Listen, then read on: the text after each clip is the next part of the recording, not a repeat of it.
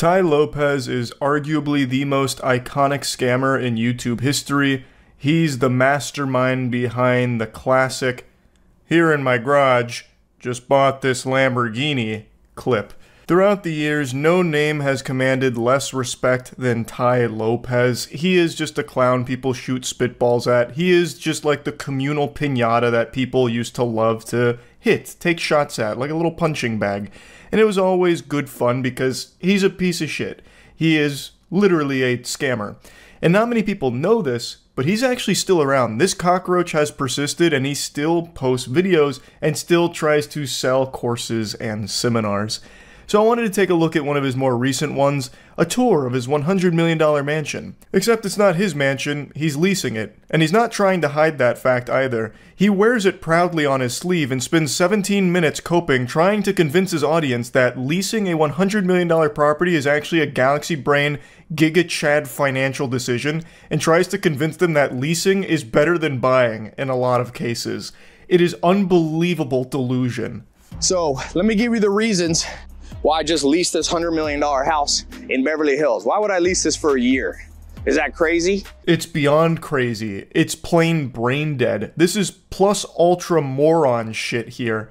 Leasing a $100 million property, and trying to posture it as a good thing and a smart financial decision, that is baffling. Now I know Tai Lopez is just a complete fake person. Like, he even moves around like an NPC out of GTA, like some kind of character you'd find on the street that's like falling over or getting bullied by someone. But like this, it's become his whole persona. You know, I'm oiled up in my garage, rubbing my wiener on my Lamborghini, you know, that kind of thing, like flexing these wealthy things. But this is so unbelievable to me, where he's trying to position a lease on a $100 million property as a good thing. Well, I'm gonna tell you what Felix Dennis, he had the 3 F's rule. If it flies, floats, or lease it, don't buy it. A mansion does none of those things, except fuck you in the face. Like, I understand that this is all for show. I think there's a very real chance he's not even leasing this property, and I'll get into that in a moment. As he's doing the walkthrough, this place is more barren and empty than my fucking 16th birthday party. Like, I don't think he even leased it. I think he asked the realtor if he can just film a video in there so he could promote his seminars. The only reason he's at this property and making this video is to try and push gullible fools into purchasing his courses and attending his seminars and that kind of fucking nonsense, just to keep exploiting people. But that's not the real reason. I'm gonna give you the reasons why I would do something crazy, because we live in a world, it's like if you lease a Lamborghini, people think, oh, this person's dumb, or they're trying to pretend, or if they lease a house, you know, this isn't an Airbnb, this is a long-term lease. People are like, oh, and I'm going, no, use your brain. They don't teach us in school financial literacy. It's not financial literacy, it's substantial idiocy. If you used your brain for even a second, just had one neuron activation moment, you would recognize how stupid this whole thing is. I buy farmland. I own farms. This is number one. There are things you should buy and things you should lease. Tai loves to go on and on about the farms that he owns, and I'm confident he's never stepped foot on them for even a second past the initial handshake of purchasing it. If that's even a true story, it's impossible to know with Tai Lopez, but if he did own farms, you bet your sweet bippy he'd say, ew, yucky, smelly animals, and run away. To tie it all back to Tai's 10 commandments here of leasing, I'm going to go ahead and poke some holes into that theory here. There are things you should buy, and there are things you should lease in some cases. You know what one thing you should never lease is?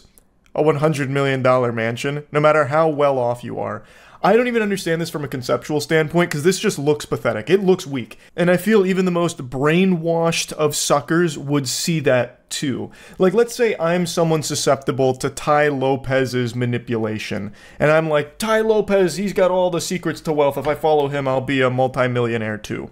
And then I watch this video, I would look at Tai Lopez like a little fucking vermin for it. Because this is him paying a richer man to film content in that house. This isn't his house. He's very open about leasing this. He is paying someone more wealthy and more successful than him to ask him if he can kind of stay there while filming YouTube videos. Like, that's not a financial guru, that's a bitch. What I also like about this house, and reason number 2, is a lease for tax purposes and deductions.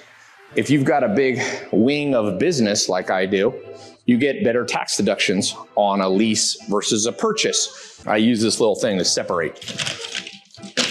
Actually, let's go this way first. I love that he has the business wing sectioned off here. Why? What's happening over there? Is that where the owner is and he's fucking your girlfriend, Ty? Like, I don't understand. Who in their own home would be, like, quarantining the business wing? That'd be like me setting up an obstacle course to get into my office here. That's where I do the high-level stuff, so naturally I've got it blockaded. Yeah, it's a sitting room, but I'm gonna put in grand piano. I like to play the piano. You runny-nosed little worm, why are you lying to me? I know you're not putting a grand piano in there. Number 3 is flexibility. Next reason is charity. Yes, charity. Nothing says helping the community quite like living in a $100 million mansion that you're leasing. He's doing it for the people at the end of the day. He's not selfish. He's leasing this property because he's uplifting those around him, helping everyone that he can through this. And he stays flexible, of course. He's not married to this home. If he wants to, he can go get a $200 million lease on my fucking butthole. Like, he's got so many options. Never just live for yourself. I call it the 50-50 rule. You should spend 50% of your life living for yourself and your family and people who depend on you, but 50% live for the good of others. So this house is amazing. I already did a big event, a charity pool party. You know, this backyard will hold 800 people, and I sold tables, and all the profit from the little tables in the back went to charity. So you can do good with a big house. Might actually be one of the weakest arguments I've ever heard for why some narcissistic loser would lease a $100 million property. Well, actually, there's so much good you can do with a big house like this. I threw a pool party and I sold tables. I don't know what that means, full disclosure. I don't know what that... You sold tables? Is that like code for baby oil? Is this like a freak off or something? Like, I don't know what he's saying with that. But whatever. I sold tables and I gave money to charity. Okay, you could also just give the money to charity without leasing a $100 million home. Like, that home didn't help you do any of that. It doesn't make any sense what you're trying to say here. I also love how he tries to get really philosophical. Like, he's a man's man. You gotta live for yourself sometimes, but then live for others, like your family. Speaking of family, Ty, where's your wife and kids? You're pushing 50 and you still don't have a family, man. You're still on this stupid fucking grind set mentality, trying to scam people through dog shit YouTube videos and seminars like this. Next reason to lease versus buy is maintenance responsibility. You know how expensive this house is to maintain? So I love the fact that it's like you're not responsible really for the maintenance if you negotiate your lease right. Another great reason to lease versus buy is I'm too fucking lazy to do any of it myself, so I'll put that responsibility on the person that I'm leasing from. Yeah. Cool flex, Ty. I can't be bothered to do anything except sit here and make YouTube shorts promoting nonsense to fools. So I'll let someone else take care of, like, the actual stuff. Pool, I like swimming is underrated, man. Jogging's hard on the joints. Swimming, there's a certain magic. You look at those people, like the Maoris, like The Rock, people from the South Pacific are in some of the best shape historically, the people who swam a lot. So I love swimming. I don't know why we still have all the ropes up, but I like to do my workouts outside when I can. What the fuck are you yapping about, man? What? Just say you like to swim. I don't know why he's going into this whole spiel about it. I don't think he swims, for what it's worth. I just don't believe anything that ever comes out of Ty Lopez's mouth, to be honest with you. I bet he hasn't even dipped his toes into that pool, because it might be a little too chilly or something. But, like, I don't even understand why he's even going on about this. And then he says, I like to do my workouts outside, and there's like 5 dumbbells there that go up to like maybe 20 pounds. Getting a real big pump out there, huh, Ty? He is making this shit up on the spot. Like I said, I don't think he actually even leases this place. I think a realtor just granted him permission to come through while it was being cleaned for a serious buyer. Because he's just walking through, like, pointing at shit and going on these completely nonsensical tangents. Yeah, I like to do my workouts outside, which is why all those heavy dumbbells are over there. A lot of ropes around here from last night's hootenanny. Yeah, we had a big shindig last night. I don't know why the ropes are still up. Another reason, it's a great opportunity to test a place. So if you negotiate a lease correctly, you can a lot of times put that you have first option to buy. So it's a great way. This is the guest house here in the pool.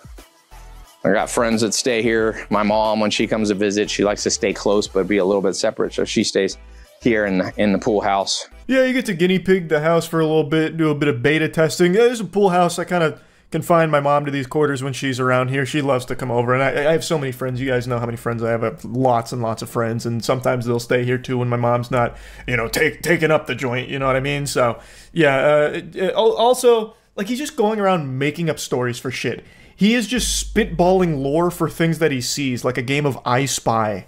This is where we had the tables for the charity thing. It was pretty cool. We had the DJ over there.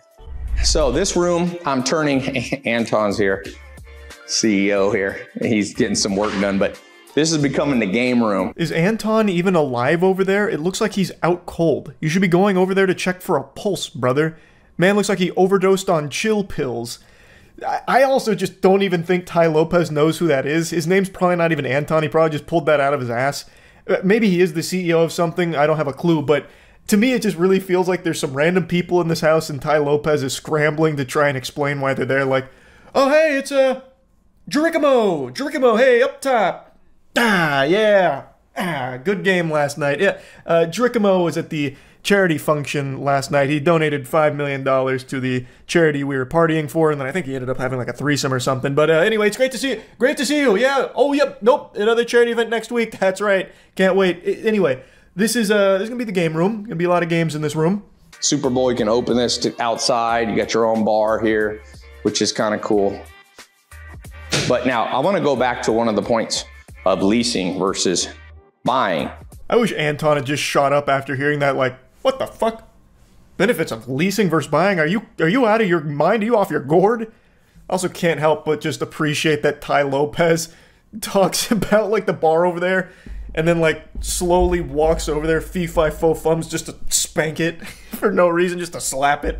A reason that I like to do a $100 million huge house is it's easier to clearly delineate what's personal and what's business. I section it off. What the hell is even that? One of the biggest benefits to a big house in Ty Lopez's eyes is his ability to effectively section off what's business and what's personal. Do you not have object permanence? Are you 5 years old? Man thinks if he's not in his office, it just disappears. So he has to set up these blockers to remind him, like, office on that side, that's where business is. You can't just be an adult and know that your office is where your business shit is. Everything else is your personal shit. Like, what? How dumb are you? Change your life right here. I'm loading all my books in. I have other homes, so I'm trying to decide, do I want to buy all new books because this place got such a good library, or do I want to ship books? I have more books in boxes on one of my farms. Okay, here, as I said, one of the advantages of leasing versus buying is the business element of it. Here, this house has a ballroom. I have a lot of my C-suite, not all my employees, but I have like the leaders come. I fail to see how that's an advantage of leasing versus buying, because you could still get that same effect through buying. If you own the house, you could still have them in that same ballroom, like your little fucking personal sweatshop here. Like, it's not like leasing helped you do that better or gave you the ability to do that, whereas buying wouldn't.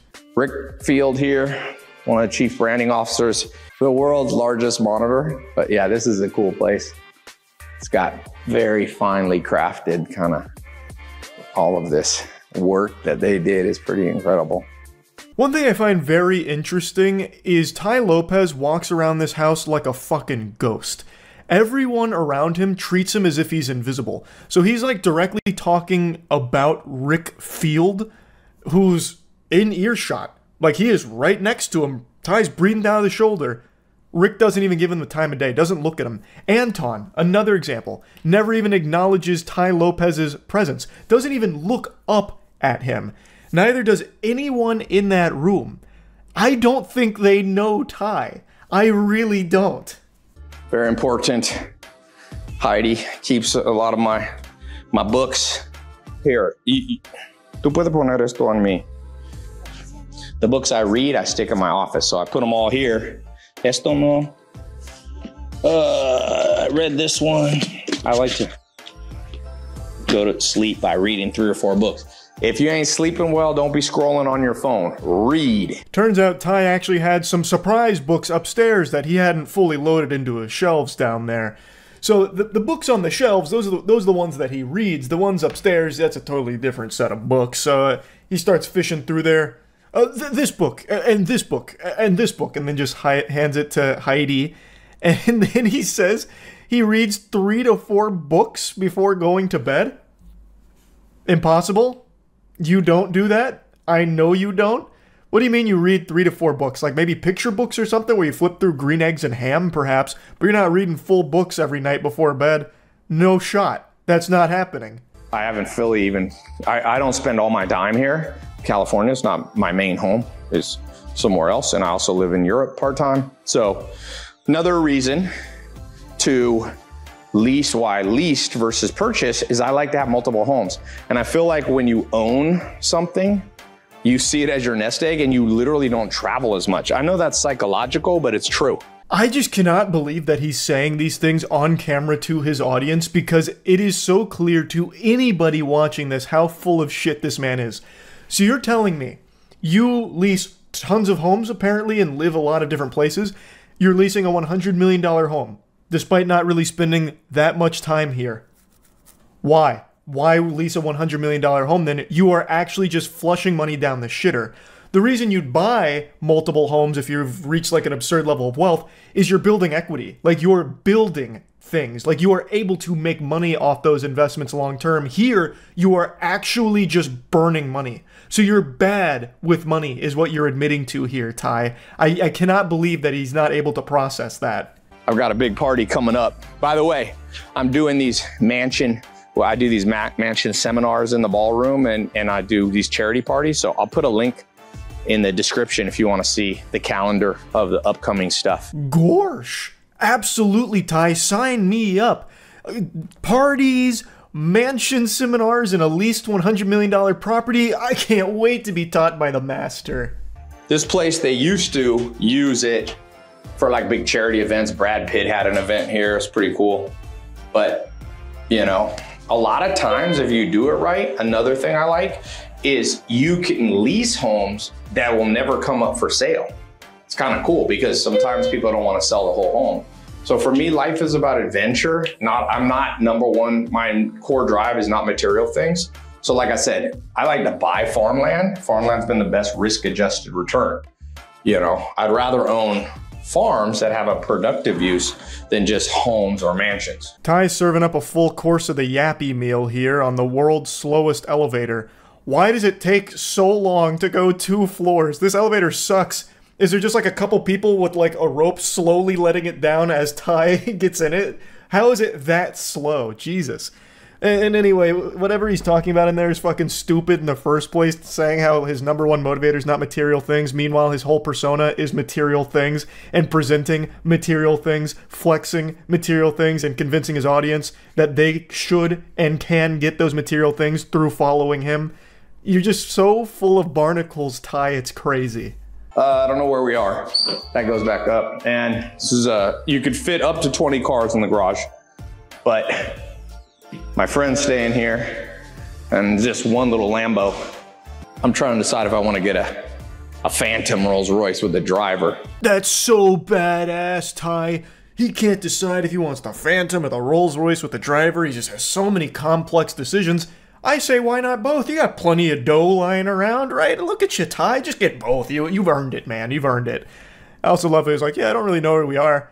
Of course you don't. Of course you don't know where you are, Ty. Because I don't think you actually lease this place. You just come in here because you know the realtor and he'd let you come in here and just take a fucking tour through it while presenting as if it's yours so you could sell some fools on your fucking courses to make money off of them. But I use this a lot. It's got a really good sound system, beautiful chairs. I had the first night I moved in, like 5 friends, and we all, what do we watch? The Bourne Experiment, and it was like everybody fell asleep in the chairs. Everybody's snoring. Guys' night, everybody's sitting there snoring. No, they didn't. You made that up. Of all the things that have never happened, that's definitely one of them. Well, like, you couldn't even think of an accurate Bourne title. There is no Bourne Experiment, goober. Like, he's just making shit up. And the amount of times he references his friends truly convinces me that he has no one in his life that's close to him. Nobody at all. Yeah, so I had, like, my friends, you know, they were here. We watched a movie. And then everyone fell asleep. They were, like, snoring and shit. And then, you know, my friends, they came up to me and said, "Thank you so much, Ty, for letting us stay here. You're such a good guy. And thank you, Ty, for making us millions of dollars." And then everyone clapped. The next reason to buy is adventure. I'm an adventure guy. People always ask me, "Ty, why are you still doing business?" You know, I could have retired and had enough recurring revenue probably in like 2007 or 8. You know, why didn't I? I like adventure. Of course. No, absolutely, Ty. He's just a real adventurous soul. And he doesn't like to be tied down by like a family or anything. He likes to do it alone. He prefers to be alone. It's his choice. Don't be afraid to lease. As I told you at the beginning, what Felix Dennis said about the 3 Fs. So don't listen. People are financially illiterate. They're like, "Oh, if you didn't buy it, that's something wrong." Do the cost benefit analysis. Sometimes it makes sense to buy. Sometimes it makes sense to lease. If you know you want to be there for a long time, like farms for me. Not a single convincing argument in favor of leasing over buying presented throughout this entire video. Because bare necessities. The core is that it's stupid to lease a $100 million mansion under any circumstances. It's a terrible idea. And he's trying so hard to spin it as like an alpha gigabrain financial guru maneuver. It's not, Ty. It's not. He then goes on to promote his seminars once more to try and get people through the door with their wallets out and piggy banks emptied. So just classic Ty Lopez shit, really. I wanted to make fun of it. That's about it. See ya. Title's not clickbait. The biggest YouTube scam has just been revealed by a channel called Megalag. I highly recommend checking out the full video. This is extraordinary work. It was a multi-year investigation that he conducted, and his findings could make even Enron's accountants start sweating. It is gross how bad this company he investigated is. And it's a company you've all heard of. It's a company I have used for a long time. Honey. You know that free browser extension that's supposed to be going and getting you coupons at checkout to save you money on purchases? The one that has that playful piece of shit mascot that's just a diet Microsoft Clippy whom now I can't stand to look at after learning about how atrocious this scam is? Yeah, that Honey. The one that's owned by PayPal that they purchased for fucking 4 billion clams. Turns out it's all a load of fish paste. Honey, more like phony, because it's all fraudulent. Now, of course, I can't say that from a legal perspective, but from a common sense perspective, after everything I've learned from the Megalag investigation, I think it's definitely fallen into the textbook definition of a scam. Though I imagine the lawyers aren't going to be too gung-ho about suing people that are labeling them a scam or calling them mean words, because they're probably too busy stretching out, cracking their knuckles, getting ready for the impending catastrophic class action lawsuit that's heading their way. And I mean that sincerely. I do think that this investigation from Megalag will lead to a huge class action lawsuit against Honey for all of the many millions of dollars that it has most likely cost a ton of people. Honey hasn't just been scamming you, the consumer, they've also been stealing money from influencers, including the very ones they paid to promote their product. And I'm not just talking about a few bucks here. I believe the scam has likely cost content creators millions of dollars. Honey's stretching everyone's holes here, both the consumer who downloads Honey as well as the creator that promoted the Honey. That does include me. I have worked with Honey in the past because I was an avid Honey user. It seemed like a pretty simple, effective product. It'd just find coupons at checkout to save a little money. I didn't think there was anything nefarious going on under the hood, But it turns out, couldn't have been more wrong. Obviously, knowing what I know now about this company, I wish I never worked with them. I'm sorry for ever having promoted Honey. I clearly didn't know any of this was going on. Nobody did until Megalag's investigation. This was something that there wasn't even whispers of. He mentions in the video he had only found like one page where people even speculated on it with nothing concrete. So it wasn't until this multi-year investigation that any of this information came to light. It's a very sneaky, hidden mechanism that it uses to scam consumers and content creators. And what Megalag has put into the light here is extremely important. So he starts by demonstrating how it steals money from content creators, and it is probably the most creative way of fucking people I have seen since I first found browsers in high school. Linus tells you about this free browser extension that saves you money online, you install it in 2 clicks, and boom, you have Honey. So you scroll down and find Linus's affiliate link to that product. Now, for those of you who don't know, when you click an affiliate link and buy something, the influencer who promoted the product earns a commission for referring you to that store. So you add the product to your cart, get to the checkout page, and hello, Honey says they found you 10 coupon codes. Sweet. You click apply discounts and Honey gets to work. But unfortunately, none of the coupon codes worked. Doesn't matter though, because as Honey has promised us for years, that means we know we've got the best deal. So you complete your purchase, you're happy, your new CPU's on the way, Linus is happy, he's getting his commission, everyone's happy, right? Wrong. You'd be very wrong if you said everyone was happy there. This isn't a fucking fairy tale. This is big business, and everything's horrible. So, if you've never used Honey, that's how it works. When you're checking out, you'll have your little goofball pop up. He'll be like, oh geez, Rick, we gotta apply some coupons here to save you some blimflarkles. Click here to save some money, because we're gonna look for coupons. And so he's gonna go look for coupons at checkout to try and save you some money. Sometimes it'll find coupons, sometimes the mascot will wander in, soft cock in hand with nothing to offer you, saying, whoops-a-daisy, sorry, didn't find anything, is what it is. And that's the way she goes. Now, Megalag is talking about affiliate links. As he mentioned, if you use an affiliate link like in a description, and you purchase a product through that link, the creator that you click the link from will get some kind of commission off of that sale. Now, Honey does something very interesting with that whole process there. After clicking Linus's affiliate link, you'll notice in the URL, there's a tracking tag labeled Short Circuit. That's a reference to one of Linus's YouTube channels. And this tracking tag is how Newegg knows who to pay a commission to. We can also see that this tracking tag has been saved on my browser in the form of a cookie that will expire in 30 days. That way, if we only decide to complete the purchase a few days later, Linus will still be credited the sale. So what happened when we got to the checkout page? Well, once Honey popped up, watch what happened to Linus's affiliate cookie after we clicked apply discounts. You see that? Honey came in, removed Linus's affiliate cookie, and replaced it with their own, claiming credit for the sale and pocketing the commission money for themselves. Yeah. Never before has that sound effect, that like dramatic bass boom sound effect, been more appropriate. That is a huge deal. That is millions of dollars, no exaggeration, actually millions of dollars that PayPal Honey is making through stealing those commissions. By replacing the affiliate link with their own at the very end of checkout, without the consumer ever even knowing this happens, they're able to take the entire commission while the influencer or whoever that brought them there gets nothing. They get the whole pie, and the creator doesn't even get the fucking crust.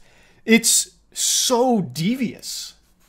Now, if we quickly go back again, we can see what's causing this to happen. After clicking apply discounts, what you'll notice is that in the top left corner of your browser, Honey discreetly opens a small new tab, which acts like a simulated referral click, as if they were the ones to refer you to the website, even though you're already on the website and at the checkout page. Once that page is finished loading and has stuffed PayPal's affiliate cookie, the tab automatically closes, leaving you blissfully unaware that anything ever happened. It's very sneaky. This isn't some kind of freak accident, it's not some kind of glitch or a ghost in the machine. Mr. Krabs isn't in the soul of Honey doing this without Honey themselves knowing about it. This is by design.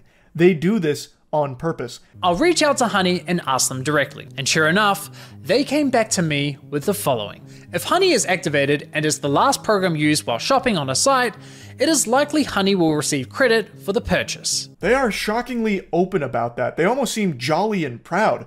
Well, hello there, salutations, tipping the fedora. Thanks for contacting us. Yeah, we're shitting on you. Big whoop, and you're welcome for it. Thanks so much. And he goes on to give like a real world example, so that way it's a little easier to understand how unacceptable this is. He even goes on to say that he can't see how it's anything less than fraud, and I agree. This seems like fraud. Megalag gives a real world example to demonstrate just how outrageous this whole thing is. He states, imagine that you're going to a department store buying a TV, there's a salesman and he sells you on the perfect TV. You now have that salesman's card that you take to the front with your TV, so that way the salesman can get the commission. But right when you're paying for the TV, a sleazy greaseball comes out of nowhere saying, wait just a minute, champ, hold on, let me see if I have any coupons. I got nothing. Alright, good luck. But before he leaves, he switches out that salesman's card with his own card. So now the salesman that actually sold you the TV gets nothing, whereas that guy who came in at the very end gets everything. That is how this concept works in the real world. That would be completely unacceptable. PayPal Honey did none of the work to get the consumer there, to get the purchase or anything, yet it takes the entire piece of the pie and leaves not even the crust behind. And in the real world, this, again, would be the equivalent of someone coming in at the last second like a jump scare, like, boo, here's a coupon. I'm kidding, we don't have any coupons, but I'm still going to take the whole commission. So then using some sleight of hand that would fool even Penn and Teller, he swaps out that salesman's card with his own, and the consumer doesn't know it, and the salesman that got swapped doesn't know it either. That's what PayPal Honey does. But here's the thing, even if it did find a coupon for the consumer at checkout, it still shouldn't be overriding the affiliates. It still shouldn't be stuffing that out. They did none of the work to get the consumer to the site or anything at all. They did nothing for the sale. They just came in at the very end and found a coupon. That's still bad that it would overwrite that. But it actually even gets worse. It'll do this even when it has no coupons to even search for. Honey pops up right at the end of your purchasing journey, virtually guaranteeing they'll win that last click. They of course know this and do anything they can to get that last click, even when there's no coupon codes to offer. Which brings us to scenario 2. Honey Gold, which is now called PayPal Rewards. Here's how it works. When you get to the checkout and Honey Gold is available, Honey pops up and is essentially saying, hey you, consumer, click this button here so PayPal can claim the commission for the sale, and we'll share a portion of that commission money with you in the form of points. It's basically a lame cashback scheme. And it's genius because if there are no coupons to offer, but the store is participating in Honey Gold, it gives Honey another reason to get that last click. He explained what last click was, and it's basically the last thing that you click is what's going to get the credit for the commission. And Honey is constantly fighting to be that last click by any means necessary. Come hell or high water, they will leave mangled corpses in the fucking streets if it means they can consistently get that last click on checkout. So this is one of its other mechanisms to get that last click, where you can activate rewards at the very end. I decided to put Honey Gold to the test. So I looked for any website where Honey Gold was offered and found it on NordVPN. And no, this is not a sneaky sponsorship. So I signed up for NordVPN's affiliate program, which offers 40% commission on successful referrals. After getting approved into the program, I received a custom affiliate link for my YouTube channel. Using this link, I made 2 separate purchases. For the first, I activated Honey Gold, and sure enough, you can see my affiliate cookie was replaced with Honey's. And for the second, I didn't activate Honey Gold. As expected, I was awarded a $35 commission for the sale where Honey Gold wasn't activated, and received nothing when Honey Gold was activated. So how much of my stolen $35 commission did PayPal share as cash back with my Honey account, aka the consumer? Brace yourselves, 89 points, which is equivalent to 89 cents. I knew it was going to be bad, but somehow that is even worse than I expected it to be. It gets the entire kit and caboodle of the commission, all 35 doubloons. It gets the spaghetti and the meatballs, and it gives you not even a morsel, not even a tiddlywink of it. 89 cents of the $35? Holy shit. Again, this is for doing nothing, by the way. It is doing nothing. It is doing this just to desperately try and get that last click so it can take the whole commission. And again, this isn't put front facing. People didn't even know this was going on until this investigation. It is so sneaky with this shit. It exists solely to steal, poach those affiliates, to take that commission on the back end. That's nuts. That's why I'm saying this will likely be a huge class action lawsuit. There is no telling how many millions of dollars they've been able to make quietly like this. Megalag demonstrated one. They got $35 from that. Like, that's a lot. Like, that is a big commission, really. Just think about that on a large scale. Megalag pulls up the numbers. Honey had been promoting on YouTube in particular to the tune of like 7.9 billion views worth of videos. They had like 5,000 or something like sponsored segments across so many different channels. 7.9 billion views. They have, what, 20 million users? Think about how much money they were pulling in from this scam. It's huge. Like, this is something that Bernie Madoff would roll over in his grave at with this fraud. You click on their affiliate link and get to the checkout. But in this scenario, Honey knows it has nothing to offer. No coupon codes, no Honey Gold, yet it still pops up to announce absolutely nothing. Annoying as fuck. Naturally, you click the got it button to get rid of the annoying dancing coin, and whoa, what's that? PayPal takes the sale. I couldn't help but just laugh at that one. That is cartoonishly evil. That is so scummy. So even if it has no coupons, it has no Honey Gold capabilities, it will still pop up on something totally unrelated through the affiliate link and just say like, hey, listen. We've got nothing to say. Sorry, pranked you. We got nothing. Go ahead and close us. Just go ahead and say got it. Get rid of us. Sorry. Just wanted to let you know we're here. And when you do that, it takes the sale. It still takes the whole commission because you interacted with it. It was your last click. It's unbelievable. Why? Because fuck you, Mary. That's your commission. But wait, there's more. My personal favorite is when Honey has nothing to offer, so pops up offering you to check out with PayPal, even though the option is already available at the checkout page. And of course, if you click the checkout button, PayPal poaches the sale. Classy. There is just no world where that isn't illegal, right? Like, there can't be a world where that can fly. That has to be something that this company would be run into the ground for. Like, I'm no lawyer. I didn't pass the bar. Shit, barely passed the SATs. But I would still say, using my tiny little noodle up here, my smooth brain, that's a big no-no. I think they're probably going to face some big repercussions for that now that this is starting to blow up and come to light. Now, in the next section of the video, Megalag goes on to talk about how he was checking into the Linus forums to see if anyone was talking about Honey, and he did find someone that was sounding the alarm quite a few years ago, but it just didn't get a lot of traction. And then in 2022, someone noticed that Linus wasn't working with Honey anymore, so they asked about it, and Linus Media Group representative came out and said, yeah, they didn't like the way that it interacted with the affiliate links, so they stopped working with them. And Megalag says that he was pretty disappointed that they weren't more vocal about that, because if they could have sounded the alarm about this whole scheme, there could have been some more damages that were prevented over the next couple of years, but they just kept it kind of hush for some reason. And that is very disappointing from Linus and the team for not talking about this if they knew it was going on.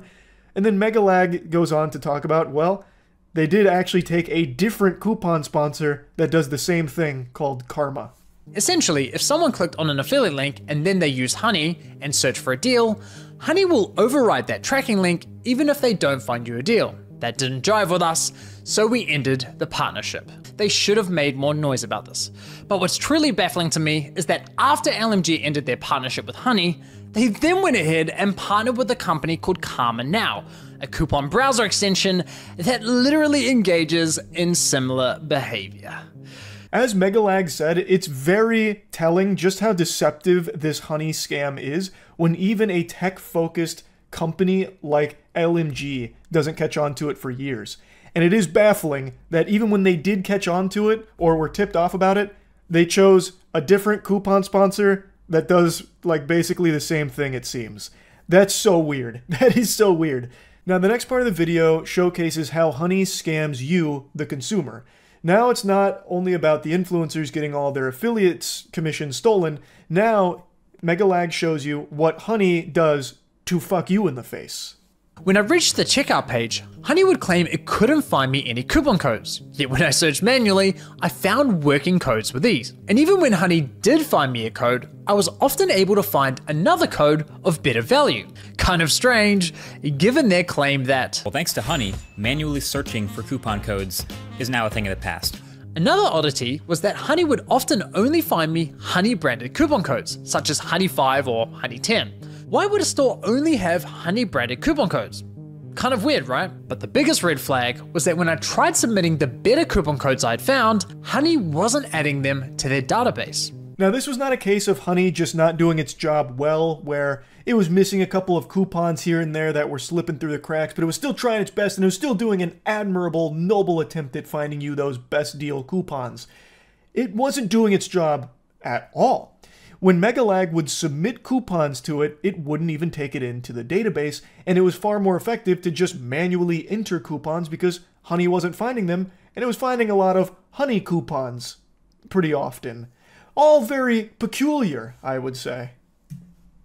It turns out that one of the key benefits for stores partnering with Honey is that they are given full control over which coupon codes go live on the platform, if any at all. What would you say to any brand that is considered working with Honey but hasn't yet? I would say missing out on converting customers. Like I said before, Gen Z is super discount savvy. You can't ignore the fact that they will hunt for like discount codes and they might find a better deal. With Honey, you can also control the discount code percentage, which means like they will potentially find a higher discount code on the internet. It literally lets you control like the customer journey, convert and control like the discount code percentage as well.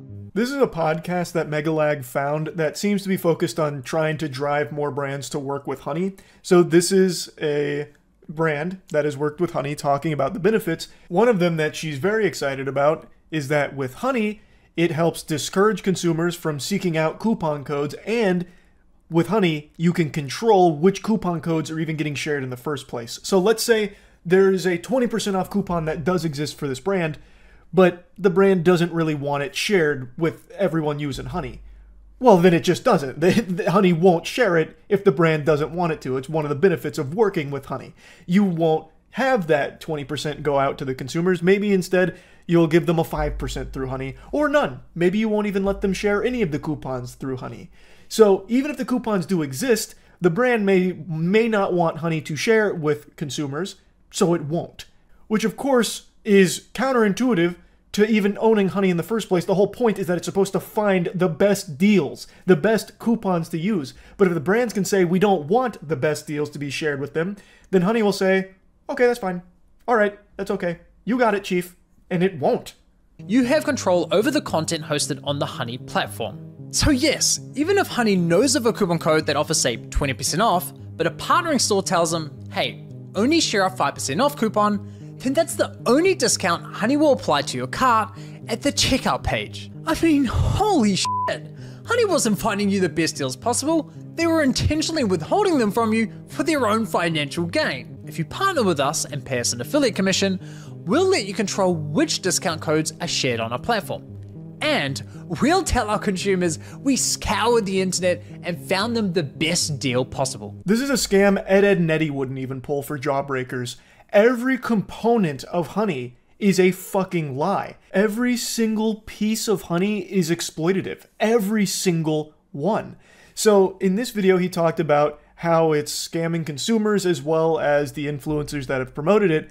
And he teases that in part 2, there's an entirely new victim that is also getting fucked by Honey. Megalag leads into the upcoming part by stating that in his experimenting and his investigation, he noticed there were times where Honey worked extremely well to an almost unbelievable degree with discounts and deals that just made no sense with everything else he was finding, and sometimes it wasn't overwriting the affiliates.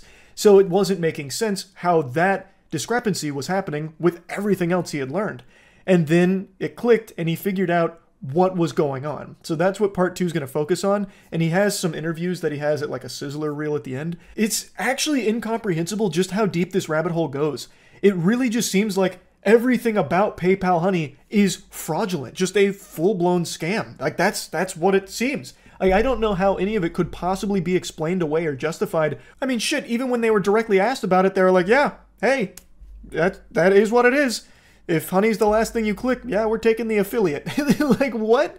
Honey is usually going to be the last thing that someone clicks if you have honey, because you might as well check if there's discounts. That's like the whole selling point of honey. But not only is it not actually finding you the best coupons, if it's even finding you coupons, it is then stealing the commission from the affiliate that got you there in the first place. So it's fucking everybody for doing nothing. And even when it is actually doing full-blown nothing, where it's on a site that doesn't have honey gold, it has no coupons, it will still pop up just to say nothing. It just goes, and then you click got it to get rid of it, and then it'll still steal the commission. It is just crazy how scummy this is. I cannot imagine that what Honey is doing and how it operates is legal. It can't be. It shouldn't be if it somehow is through loopholes. That is completely unacceptable. And Megalag's investigation is extraordinary. A huge thanks to Megalag for bringing all of this information to light. It's an incredible video. Again, I highly recommend you check out the full thing. There's going to be a link to it in the description of this one.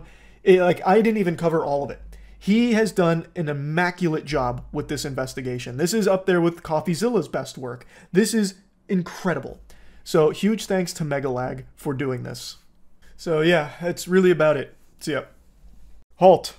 You've just reached a smile checkpoint. And it's time to pay the fee, so put a big smile on that face. I'm here to help. I've got some amazing news that's going to tug on your heartstrings and make you go, aww. A YouTube scammer was just sentenced to over 5 years in jail for a massive fraudulent operation they've been running for the last half a decade. And boy, howdy I tell ya, it's always a great feeling watching a scammer get their comeuppance. A nice knuckle sandwich from the law. And honestly, he's getting off easy here. His name is Jose Terran. And he is like the Cobra Commander of scammers. This guy is going to go down in history as one of the largest fraudsters in not only YouTube history, but music history as well. Over the course of the last 5 years, Jose has claimed 50,000 songs, meaning that he then took the rights from these songs and all of the money that those songs would generate online went into his bank account. And over the course of the 5 years he's been doing this, he's made roughly $23 million in royalty proceeds from the music he's fraudulently claimed. Bro straight up found a money tree and couldn't help but take a bite from the forbidden fruit, just like in the Garden of Eden. And now he is paying the price. He may have raked in 23 million bones, but now it's coming at the cost of over 5 years worth of his life spent in the slammer. And I really do think he's getting off easy here because this is an absolutely abhorrent case of fraud. But the wildest part is this is actually a very prevalent and out of control epidemic on YouTube itself. This scam is not something Jose came up with. This is very common right now and used by a lot of other shady scumbags. In fact, I'm not here to start pointing fingers here and, calling out sailors on the ship. I'm not trying to lead a mutiny. But there's even some beloved YouTubers that do pretty much exactly what Jose did on a smaller scale. We'll talk about all of that in a minute. I just want to quickly thank today's video sponsor, OperaGX. OperaGX just has so many tools that really allow you to customize it to your liking, as well as even allowing you to limit how much CPU and RAM the browser uses with GX Control. GX Control allows you to enhance your performance on PC when gaming by changing the amount of CPU and RAM you're willing to allocate to the browser, which makes it a lot less of a load on your system, unlike something like Chrome, for example, which is a resource hog. Another great feature is, of course, GX mods, and there's even a mod pack for me on there as well, if that sounds interesting, where you can change browser sounds. Yeah, baby! So yeah, all kinds of customizable wallpapers, and a lot of other interesting things that you can toy around with and adjust thanks to things like GX mods. And when you download using my link, you can see my latest 12 uploads in the OperaGX corner. So if you're interested in starting with OperaGX, you can download it for free in the description. Thanks again to Opera for sponsoring. Before diving into the bigger picture of this whole situation, let's focus on the particulars of Jose's case here. Now, he's considered a person of high risk to reoffend. They even cited that he obtained more than $6 million in personal profits and continued pocketing another $190K of stolen royalties, which he hid. And the hefty sentence was really necessary to deter him from launching future scams because he's planning to remain in the music business. I want to stop it right there. How the fuck is this even considered a hefty sentence? He stole $23 million. 23 million clams that he had no right to, he stole. Now let me walk you through how the scam works. Someone like Jose and other awful people like Jose will set up these fraudulent businesses and they'll go on a copyright claiming bender. Like, we're talking full-blown, like, 10 lines of coke, stay up 24 hours programming bots in order to flag content on YouTube that they will copyright claim to take the money from. On YouTube, when you copyright claim a piece of content, you then get the ad revenue from it, even though it wasn't you who posted the video. This happens to everyone's channel at some point. At some point, someone created a piece of, like, music or something that plays in the background of a game you're playing or something, and it'll get flagged in the system, and when that's there, you lose all of the ad revenue from the content, and it goes to the person who made that piece, or is claiming they made that piece. That's how it works. In theory, it's supposed to be there to protect copyright holders from people that are just re-uploading their shit. Instead of just, like, taking it down, you have the option to instead just take the money from it, and it can stay up. But there's a lot of people that exploit this process, like Jose, where you don't have the rights to 50,000 songs here, but you're still claiming it because YouTube's system is fucking archaic. And there's not a whole lot of safeguards in place. A great example to highlight how unacceptably dog shit the current system is on YouTube, a community member of Destiny 2, just a person, just a, you know, red-blooded, God-fearing human being, a normal person, noticed that this is a complete oversight from the system. And in the Destiny 2 community, he got really fed up with the way Bungie was doing something. They got very upset. I don't want to go into all the details here, so I'm not going to get, like, too deep into the weeds. But basically, they were disgruntled, and in order to get back at not only the community, but Bungie themselves, they started copyright claiming a ton of content in the Destiny community. And they were claiming it as if it was Bungie doing it. So Bungie got a lot of flack, a lot of shit for it, and then eventually they got so bold and brazen that they copyright claimed Bungie themselves. Bungie's own content that they were posting on YouTube, their Destiny 2 content, this guy started taking the rights of. So it's very exploitable and has been exploited many times. And it's illegal, highly illegal. That guy's facing some serious life-changing repercussions from all of that. And now Jose is as well. But the point is, it is exploited often. It happened a lot and blew up in a big way a couple months back on TikTok, where people started to notice that there's these Spotify accounts set up that just play, like, random common sound effects like Roblox oof, or like that gong sound effect when something happens, like when you, I don't know, drink milk too fast on TikTok and it's like gong, I'm gonna shit my pants, like those sound effects. Someone had made Spotify accounts and were actually claiming those sound effects so that way they could take the ad revenue from YouTube videos that use them. It's someone that obviously didn't work on any of the sound effects or anything, but they noticed that they could claim the individual sound effects and then take the ad revenue. So the point is, this is a very common scam and it's a fucking problem. And Jose did this for half a decade, claimed over 50,000 songs that were not his, stealing money directly from those artists in order to profit himself, and he's only getting a little over 5 years in jail? I think that is a far cry from a hefty sentence. And the only reason that it's even that high is because they think he's at a high risk for reoffending, which he is, made over $20 million. You think this guy's not going to come right back into, hop onto the saddle again for another 20 million doubloons? Of course he will.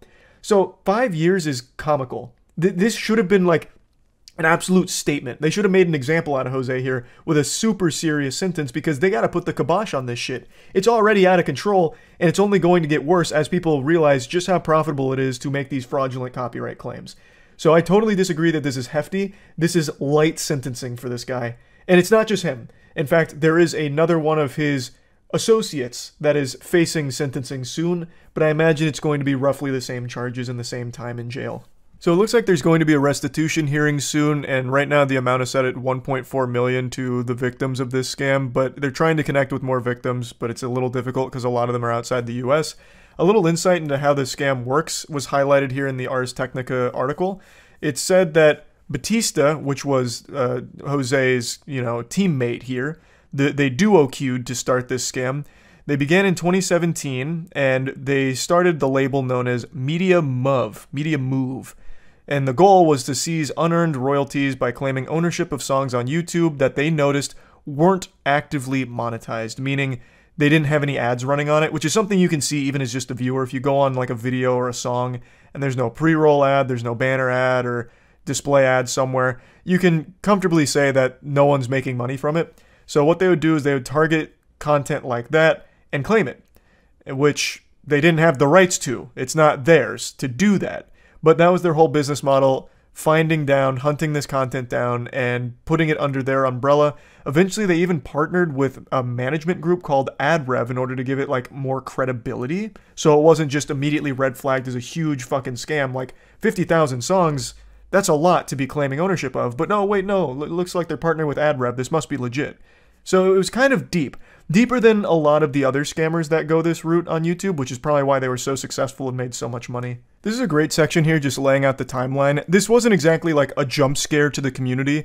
A lot of people had been tipped off about this and fighting against Media Move for quite a while, because obviously the people who made the content that was getting claimed knows that it's a bunch of baloney. Like it's straight up fish paste. They made it, and it's getting claimed by a company they've never fucking heard of before. So they did fight against Media Move for years, but it kept getting pushed aside, it seemed. But in 2019, the IRS launched an investigation after they became a little suspicious with the amount of bank accounts Media Move had that were sometimes registered under fake names. And I really like this section here, so I'm just going to read it. Everyone knows how the scam works, and it's unclear if much has been done to stop future YouTube scammers from using the same playbook and targeting more artists. Artists attempted to bring a class action lawsuit against YouTube to gain access to systems to monitor their royalties and stop royalty theft, but that case was dismissed earlier this month before going to trial. I'll answer that question. Nothing has been done to prevent this from happening again in the future, and it is still continuing to happen right now. I briefly mentioned at the beginning of the video that some YouTubers actually use this same fucking method. Unfortunately, it's become a bit of a nuclear weapon that sometimes these creators will use to either silence criticism or just out of pure greed. An amazing example that we just covered a month ago is Alex Edson of Business Casual when he tried to take down a channel he felt was competition to his.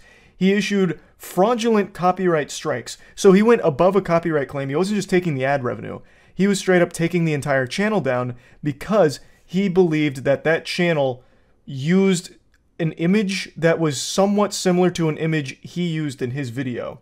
This just highlights just how broken the system is. So if he wanted to, he could continue to do that and copyright claim other channels and keep making that same argument about like, oh no, that's my image and you stole it from me. And he'd get away with it because the system doesn't have anything in place to stop that.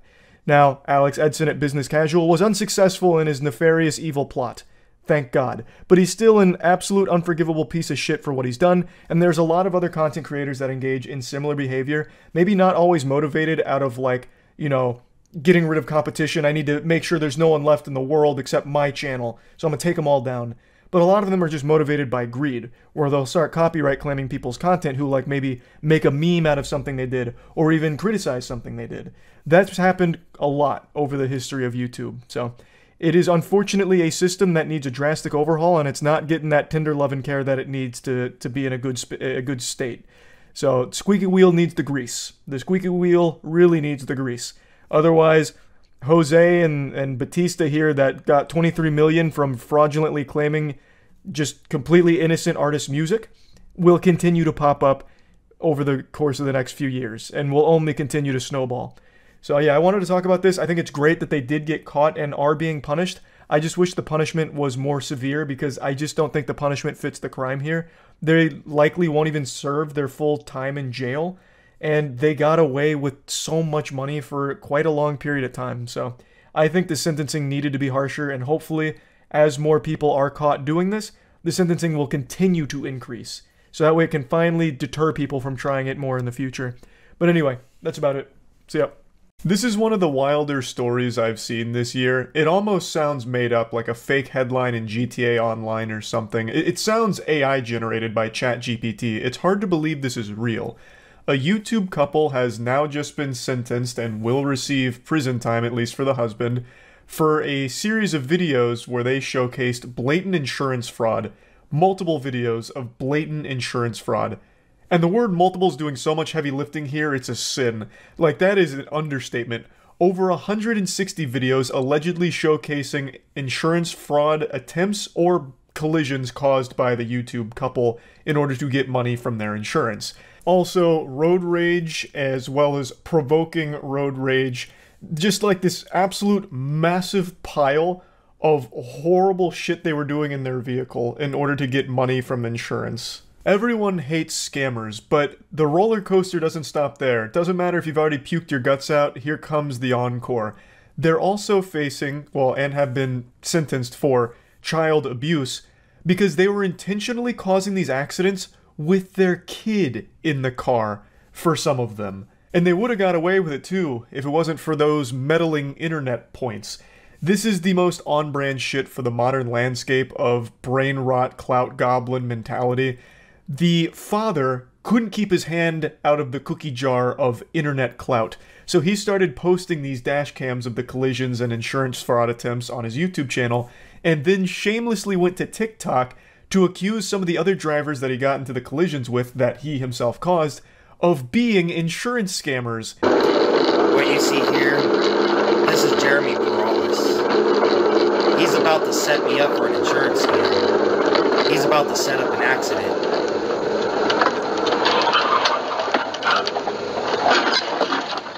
He recognized me from Facebook. Unhinged lunatic behavior right here, and then proudly posted on his own TikTok page. So what happened is, he had suddenly started to brake, and the driver behind him had to cross the double yellow line to get around him to avoid a rear-end collision, and then Christopher turns into him in order to force the accident. And the driver was initially found to be, I believe, like 90% at fault because he crossed the double yellow line. Christopher was actually quite gifted, an idiot savant when it came to insurance fraud. He's doing, and he knows how to not be at fault for him. It was last April. Jeremy Perales says his insurance premium shot up after this accident in Yucaipa. But was it really an accident? It's a bank.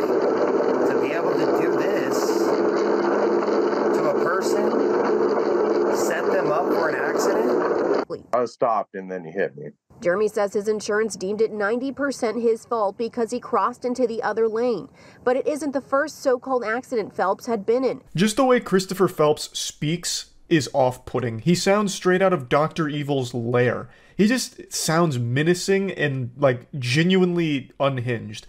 And then he's talking about how, like, it's unspeakable how this man could try and set up an accident all because he recognized me from Facebook. Holy shit, that is deranged. You think he recognized you from Facebook and then tried to set up this accident? That doesn't even make sense. Obviously, Christopher doesn't believe that. His whole MO was insurance fraud in order to collect on the insurance paycheck. But Jesus, it's just so weird to listen to him speak. He just gathered mountains upon mountains of evidence against himself and posted it online. And somehow investigators stumbled upon this cornucopia of evidence that the husband, Christopher Phelps, was gathering of their insurance fraud and child endangerment. Like, Christopher ended up being his own worst enemy. He was like, the Zodiac killer, leaving all these clues, all these breadcrumbs for investigators to somehow find. And I have no idea how they found his channels, because he was getting like 50 or 60 views per video. I don't know how the fuck they ended up there. You would have been more likely to end up in Narnia than on his channel. But Jesus Christ, they must have had L from Death Note on the case, because they found all of it, and they really cannonballed into the rabbit hole. Investigators found at least 23 collisions, allegedly documented by Phelps, which were linked to at least 17 insurance claims. Christopher is receiving 3 years in the slammer, and his wife is getting only a little bit of time in jail and then 3 years of supervised probation. Now, I'd like to show you a couple more videos here from the archive of Christopher Phelps and his insurance fraud journey. I have to mute the first part of the video here because this goober was playing DMCA copyright music. I'll just explain what he's saying. He's saying that the driver that he's pointing to is mad because Christopher passed him. Christopher's got some steam coming out of his ears for this video because he was actually found at fault by the officers on the scene for abruptly stopping, which causes this rear-end collision.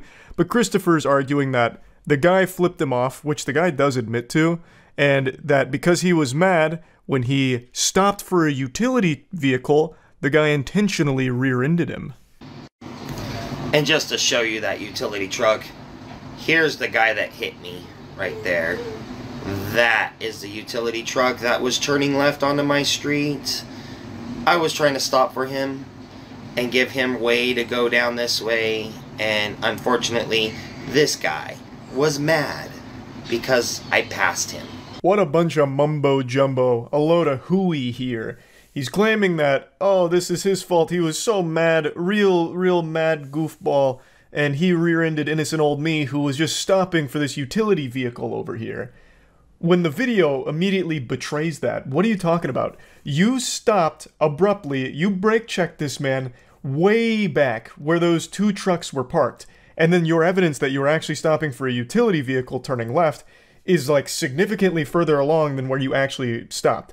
Unless you were giving this man like 700 feet worth of turning radius room, that doesn't make any sense at all. That's not what happened. That's a blatant fucking lie. And here's 2 rapid-fire insurance fraud attempts from old Christopher and his wife. I don't know if their kid's in the car for these, but probably is, considering they did that quite a few times. And we're gonna do this. Find out if they're gonna conspire with the sheriff, or if they're gonna cooperate.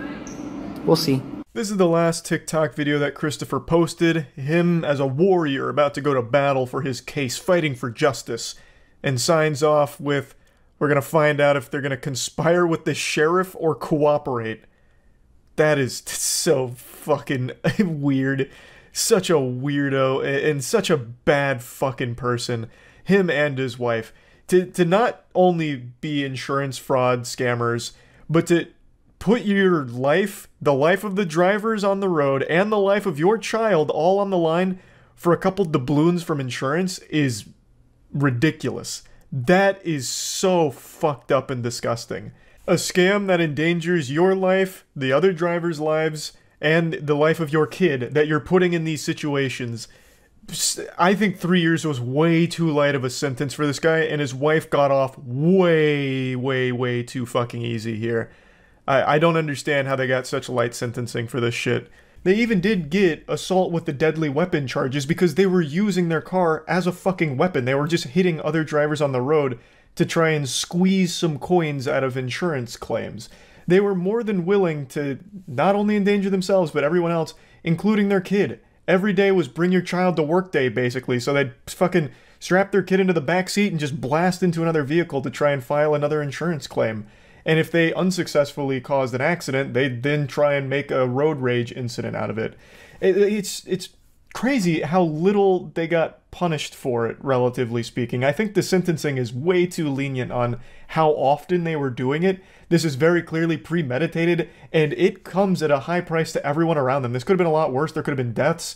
And even in its current state, many of the other drivers, they had insurance premiums be hiked up as a result of this because some of them were found at fault for the shit that Christopher Phelps and his wife were doing. The whole thing is just so fucking horrible, and I'm really pretty upset that they get off so easily from it. But yeah, I wanted to talk about this because I found it so fascinating. I learned about it from Otozi, who recently made a video covering it as well. It's so degenerate. It's so fucking ridiculous. So yeah, just wanted to talk about it. That's it. See ya. I still haven't been able to fix this webcam. I know the video looks like I'm trying to catfish you off Tinder with a filter on my pictures, but I can't do anything about it until I go get another one, which I haven't been able to do today. So for now, we're just gonna have to deal with this here. I want to talk to you about what I consider to be the most embarrassing crime ever committed, and also leading to significant jail time. A man in Georgia was recently sentenced to 3 years in prison for using his COVID relief money to buy an expensive Charizard Pokemon card. This is actually a story I've been following for quite some time. I'm not exactly Dick Gumshoe, but I was able to sniff out the truth in this case pretty early on and knew for a fact this would be a disaster he'd regret for the rest of his life, just like all of those dumb characters in the Darman universe. This guy made a really stupid decision that he is now paying a big price for. 3 years imprisonment. In October of last year, he actually pled guilty to a count of wire fraud after reportedly filing false information to the U.S. Small Business Association. He claimed that he had an entertainment service that employed multiple people and brought in like 235 grand before the pandemic. He applied for a COVID relief package for some money to keep the business going, and he got $85,000 from it, and then spent over $57,000 on the Pokemon card. Now, there's a bit of a discrepancy on what card he exactly purchased. Some people are saying it was a PSA 9 Charizard. Other sources were claiming that it was a Beckett 9.5 Charizard. It depends on who you ask and what dumpster behind Walmart you're talking to your dealer at. But the one thing that's for certain is he bought a graded Charizard card because at that price it had to be a graded card. If he just bought a raw Charizard, no rubber, it'd be like 3 or 4 grand or something, depending on how beat up that shit is for a first ed Charizard. So he spent the majority of his COVID money on that card, and he didn't have that entertainment business he was claiming to have, unless of course he's still keeping that a secret and the entertainment was like giving over the pants hand jobs at massage parlors or something. I don't really know, but when he got busted, he had to give up the Charizard. So in the end, after all of that work and committing a crime, he still didn't even get to hold the holy grail of collecting for very long. He led them to a treasure he himself couldn't possess. Now, of course I don't agree with what the guy did, but I can kind of understand where he was coming from. As most of you know, I used to suffer from the cardboard rot as well. The addiction to collecting shiny cardboard. My fucking caveman brain just loved it. Still do. But I understand how to control myself. As you all know, I'm a recovering addict. In fact, the Charizard card that he coveted so much to go to jail 3 years for, I have right here in this nice little frame. Framed it myself. It's a first ed Charizard. This shit's probably like a PSA 2. I'm sure the owner of this used to wipe their ass with it because it's in bad shape. But I don't care, because I do it for the love of the sport and also a mental illness. So yeah, I followed this story closely. It's something that's near and dear to my boners here because I also love to collect cards, still do. And when I read this story initially, I was like, fuck, that could have been me. Like that mugshot, it could have just been me staring back at you if things had just gone a little differently along the path I took in life. So, I mean, the story's sad because he's losing 3 years of his life to a really stupid decision. I don't know, like, his whole history, but this is obviously a really stupid scam to have tried. He's trying to scam the government. I mean, he succeeded for a time, and now he's going to jail for it for 3 fucking years. And I don't think smuggling Pokemon cards in your butthole is going to do him any good in there. I know cigarettes are often used as currency in prison, at least what movies and TV shows would have me believe, as well as like a couple of things I read. But maybe this guy could be a real pioneer, an innovator, and bring the joy of collecting Pokemon cards to jail, and he could be like the Kingpin in that case. But anyway, I do find the story sad, because it's obviously sad that this man's losing 3 years because he bought a Charizard.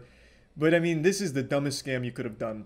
If he had just stuck to crypto scams and NFT scams like the rest of them, he would still be out there today funding his addiction to rare Charizards, and he'd still be shitposting on Twitter about his new Bored Ape that he's trying to peddle, and it would have been fine. But instead, he chose old Uncle Sam to go after, and that was just a recipe for disaster. So yeah, I just wanted to talk about this because I think it's probably the most humiliating crime that has led to significant time in jail. And yeah, not a very happy ending here, but it's a story I followed and it just concluded, so wanted to go over it. That's about it. See ya.